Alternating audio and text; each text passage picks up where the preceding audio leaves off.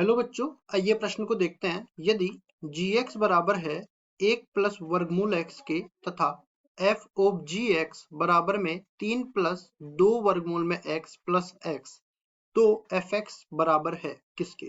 प्रश्न को हल करने से पहले इसकी मुख्य अवधारणा के बारे में चर्चा कर लेते हैं।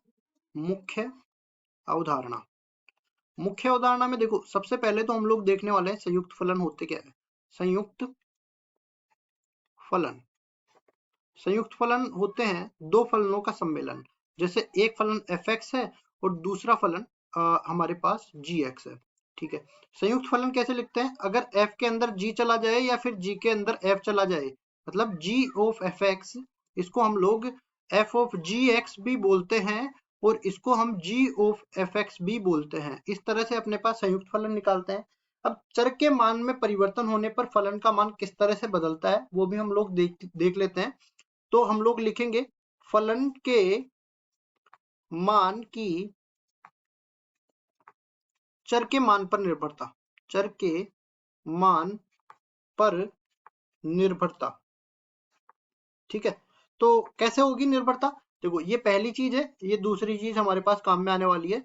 तो इसको इस तरीके से समझ लेते हैं। मान लो y बराबर में fx कोई फलन दे रखा है इस तरीके से, कोई द्विघात फलन है, मान लो ax square plus B X plus C, इस तरह से मैंने बोल दिया। अब मैं x की जगह रखना चाहता हूँ t को, तो मतलब x बराबर में t मैंने प्रतिस्थापित कर दिया।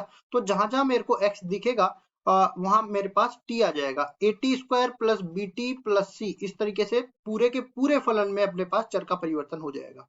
तो अब चलते हैं सवाल में। सवाल में जैसे जैसे दे रखा है हम लोग लिख लेते हैं। सबसे पहले हमें बोला है कि gx का मान 1 प्लस वर्गमूल में x के बराबर है। ठीक है, फिर हमें बोला है कि f ऑफ gx का मान, मतलब f के अंदर gx का जो फलन है उसका मान हमें दे रखा है कितना? 3 प्लस 2 वर्गमूल में x प्लस x। 3 प्लस 2 वर्गमूल में x प्लस x के बराबर ये दे रखा है और fx का मान हमें पूछ रखा है। ठीक है, एक सरल समीकरण हम लोग जानते हैं क्या? a प्लस बी इस पूरे का वर्ग बराबर होता है a square plus B square plus 2ab। ये बन जाएगा। अब देखिए, इस सरल समीकरण का उपयोग करते हुए सवाल को हल करते हैं। f ऑफ gx, मतलब कि ये जो gx है f के अंदर, उसकी जगह x आ जाए तो अपना काम बन जाएगा। तो क्या करेंगे? देखो, ये अपने पास है, इसको पहले तो हम लोग लिख सकते हैं gx का मान ये रखेंगे f 1 प्लस वर्गमूल में x, ये बराबर दे रखा है 3 को हम लोग लिख सकते हैं 2 प्लस 1 प्लस x प्लस 2 वर्गमूल में x। इस तरीके से मैंने लिख दिया। और ये क्यों लिखा वो भी मैं बताता हूँ। क्योंकि f प्लस 1 प्लस वर्गमूल में x, इस ये जो 1 प्लस वर्गमूल में x है इसको मेरे को बनाना है x।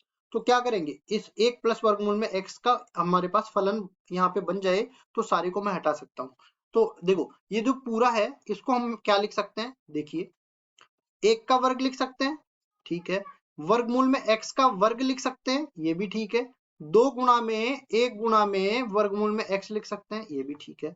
तो इसको हम लोग लिख सकते हैं 2 प्लस 1 वर्गमूल में x, इस पूरे का वर्ग लिख सकते हैं। और यहाँ पे ये पूरा 1 प्लस वर्गमूल में x यहाँ पे आ जाएगा। अब देखिए, अपना काम हो गया आसान।